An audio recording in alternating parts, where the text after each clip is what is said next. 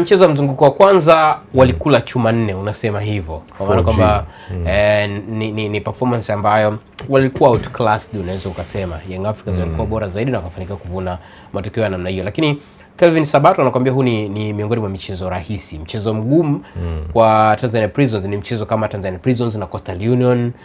Tanzania Prisons binafsi nikajaribu kujaribu kujiuliza kuhusiana na kauli yake kidogo, lakini kanipa ukakasi kumuelewa vizuri. Nikasema pengine labda sijaelewa kitu ambacho anajaribu kukimaanisha, kwamba labda ni madaraja ambayo anaendana, kwa hiyo kila timu inakuwa watu wanakuwa matarajio yanakuwa makubwa au yani nilishindwa kumuelewa kwenye muktadha. Na pengine wewe kwenye jicho la kitaalamu zaidi, huu ni mchezo ambao nadhani unaenda kuwa mgumu kwa Young Africans, unaenda kuwa mgumu kwa Tanzania Prisons, ama ni mchezo rahisi kama ambavyo Kelvin Sabato amezungumza na kutanabaisha hilo, ama alikuwa ni katika hali ya kujaribu pia tu kutia imani kwa mashabiki wa Tanzania Prisons na vile wako nyumbani watu wajitokeza? Kelvin Sabato huyu tunamuita kama ni fan favorite, mchezaji ambaye anakubalika na mashabiki wa timu wanaocheza kulingana na CV yake ya ligi kuu. Amekuwa amechezea timu tofauti. Kwa moja kauli yake inaweza ikapandikiza hiyo imani na matumaini makubwa kwa mashabiki wa wanajelajela kupata matokeo ambayo wanaweza kuridhisha katika mchezo wa leo. Lakini nikupe tu mfano mmoja. Msimu ambao Liverpool walikuwa wanatoa ubingwa wao wa kwanza baada ya miaka zaidi ya 30, kwa maana nazungumzia msimu wa 2019 2020, ndio walikutana na Watford katika mtanange ambao kipindi hicho tayari Liverpool wameshakimbia kwa kasi zaidi katika msimamo, kwa maana tofauti ya alama kati yao na walikuwa wanafuatia ambao ni Manchester City ulikuwa ni mkubwa. Kwa hiyo katika huo mchezo Watford walikuwa wanatazama kama ni timu ambayo inaweza ikawa ni daraja lingine tena kwa upande wa Liverpool kukamata hizo alama 3 na kuendelea kukimbia kwa kasi, lakini kilichotokea ni kwamba Watford waliibuka na ushindi wa magoli 3-0.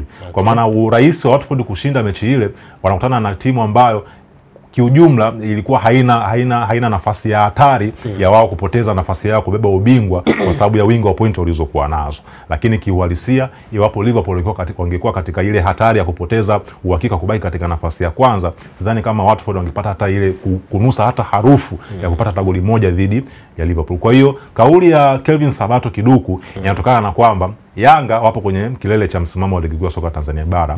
Na Yanga kama Yanga wanaamini ya kwamba hakuna timu inaweza kuwashusha pale katika nafasi ya kwanza. Kwa maana tangu walipokaa pale nafasi ya kwanza wakaweka kauli ya kwamba we are here to stay, tuko katika nafasi ya kwanza na tutashuka. Kwa hiyo Tanzania Prisons kwa kiongozwa na hiyo kauli ya Kelvin Sabato ni kwamba wanaamini Yanga hawana cha kupoteza katika hizi mechi zilizosalia, lakini Yanga hii mechi wataingia wakiwa na umakini mkubwa sana. Hawatachukulia Tanzania Prisons kama timu nyepesi dhidi yao, kwa sababu hiki ni kikwazo kwa wananchi kuelekea katika hizo mechi 3 ambazo zimesalia, kwa maana kwanza na Tanzania Prisons wanafuatia na hiyo inayofuata, lakini pia mchezo muhimu zaidi ni dhidi ya Simba ambao wanafuata katika msimamo wa ligi kuu ya soka Tanzania bara.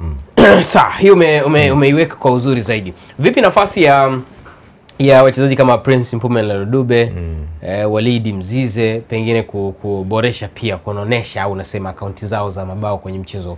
Unaweza kuwa ni mchezo ambao unaweza kuwapatia nafasi hiyo, ama ni mchezo ambao objective ya kwanza itakuwa ni kushinda hata kama ni bao moja watu wapokee kwa mikono miwili? Kwa sababu sasa hivi kuna watu wakisikia Tanzania Prisons wanaanza kuwaza pengine ushindi wa mabao mengi.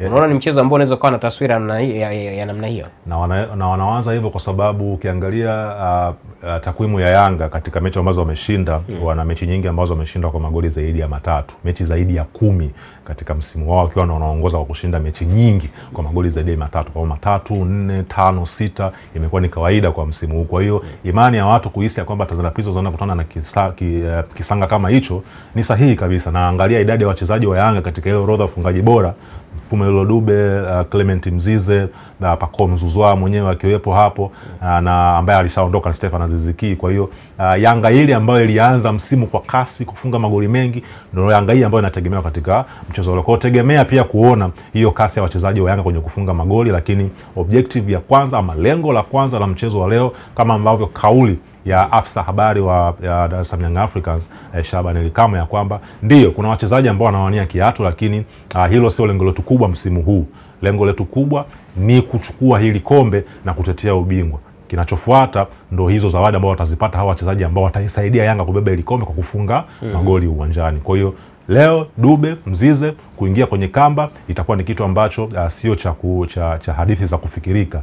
Jambo ambalo linaweza likatokea na ndio uhalisia uliopo msimu huu. Kwa Tanzania Prisons, jukumu lingine la kuzingatia leo ni kuhakikisha kwamba safu yao ya ulinzi inakuwa na umakini, lakini muda wote isihofie kufika katika zile duels, kwa maana kushindana na washambuliaji wa Yanga katika kuwania mipira na kuondolea huo uhuru wa kupata hizo nafasi na kufunga magoli. Lakini tofauti na hapo, tegemea mvua ya magoli kwa wananchi dhidi ya Tanzania Prisons siku ya leo.